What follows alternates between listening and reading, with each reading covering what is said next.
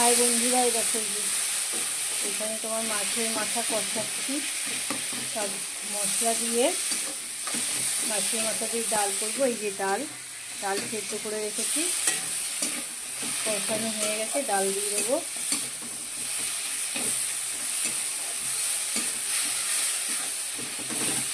চলো ডালটা দিয়ে দিই। মাছের মাথা দিয়ে আজকে ডাল করলাম।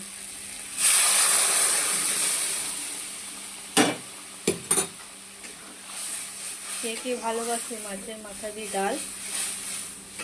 এই দেখো, এবার ফুটলে একটুখানি চিনি দিয়ে নামিয়ে দেবো।